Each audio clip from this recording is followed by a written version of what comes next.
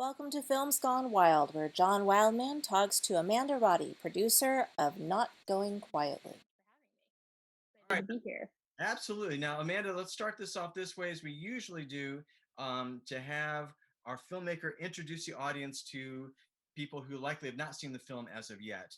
So tell us about Not Going Quietly. I would love to. So, Not Going Quietly is a documentary film about the life and work of activist Ady Barkan. And Ady is this really witty, hilarious, smart as hell guy who, at the age of 32, was struck down by ALS, which, for those who don't know, is a progressive degenerative illness which slowly paralyzes your entire body, usually within a span of 2 to 4 years. And this happened right as he was starting a family, 4 months after his birth, the birth of his son Carl, and it was right before the election of Trump. He's an organizer, so it was a really difficult time for him. But in kind of a serendipitous turn of events, a few months later, he goes to DC to protest Trump's tax bill.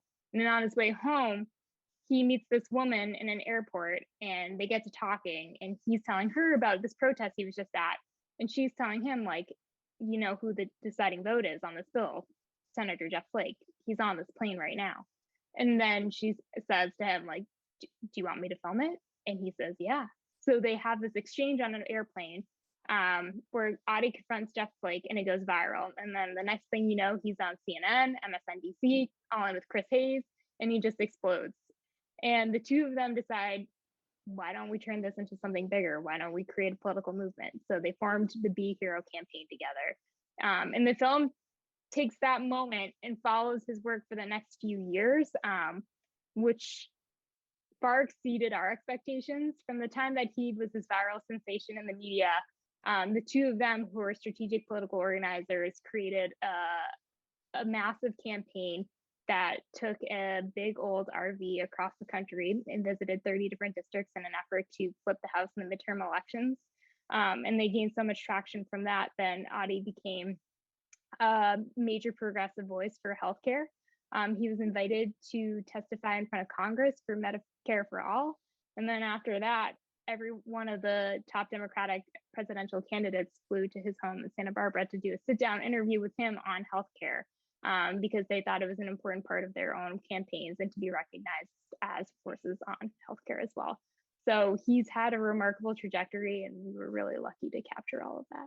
And the film has a remarkable trajectory, and and that's one of the things, like watching the film, that you go, wow. I mean, I cannot imagine the amount of footage that had to be whittled down to the film's eventual running time, and not just that, but also the balancing act of Ady and Rachel, his wife, and their home life, versus the activism aspect, versus each moment that you capture, of them, of him going to a congressman, and the group being shut out and not being allowed to speak, or actually testifying.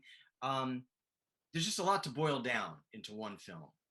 And so that's why I was anxious to talk to you as the producer, because traditionally in this case the producer is the one who says no. The director goes, we can do this and we can do this and we need this, and you're the one who goes, Nick, no, Nick, seriously. So did you have to play that role in this? Because I know you informed me you also were shooting a lot of it. You're also literally behind the camera for much of it. What was that dynamic between you as producer overseeing what Nick was trying to accomplish as the director of this piece? Yeah, definitely. It was a real challenge because it was a lot of footage. We shot over 300 hours of footage in just 2 years. So it was a very intense filming schedule, and we had to work really closely together because it was just an awful lot to accomplish in a very short period of time. So yeah, there were definitely points in time where I think we both had to say, like, is this worth capturing, or do we take a break, or is this invasive, or is this something that we really need to film because it's a critical part of the story? I think we were constantly working together to figure out, what we needed, what we could do without. And when to say no to ourselves, even if we wanted to capture something, but we just thought, wasn't either, necessarily in the budget to fly across the country again, or it didn't necessarily, like, it felt like a really important part, but it didn't necessarily jive with the story we were trying to tell. So it was a collaborative effort, I would say. And I think that, there were a lot of scenes that hit the cutting room floor that were painful to lose. And I think, yeah, there was a lot of definitely reining in that had to be done at certain points in time, because that's the nature of all films. And it's like your baby, and you want everything to be shown. I feel like a mom with like a million photos or videos on a phone that I just want everyone to see every moment, but not everyone wants to see every moment. It's too much. So yeah, so I think you're absolutely right that there were a lot of moments at the cutting room floor that were tough, but maybe we'll create a big old outtake reel for it. Right. There'll be a lot of DVD extras. Exactly. Well, that, because again, like I said, this is one of those situations where, you have that visual of the director and the editor sitting side by side, and then the producer is like literally over their shoulders going, seriously, we need to cut 15 minutes. Yeah, Seriously. yeah. Right. Yeah. We were the three of us, Nick, our editor Kent and I were all together, and I think in a lot of ways Kent was telling us like you guys need to like chill out. You can't do everything at once. So I yeah, maybe I wasn't as effective a producer in that moment. I feel like I was trying to shove a lot of stuff in there too. All right. But yeah. Okay, now let's talk about the logistics here, because again, you're flying back and forth. You got the RV going, the giant, the giant tour bus thing going around, and you've got all the intimate family moments and that process, because as Adi's condition worsens, that process becomes steadily more and more intense itself. So again, as a producer, and also as someone who literally is carrying the camera, um, how how did you help um, negotiate that process so that everybody felt as comfortable as they could to get that really truly again, I don't I want to use another word other than intimate, but I can't think of the word, but that footage is so tight in with everybody. It is, yeah. I think intimate is like a good word for it, because we were really embedded in Audie's work life and his family life, with his friends, and that required an immense amount of trust and vulnerability on his part.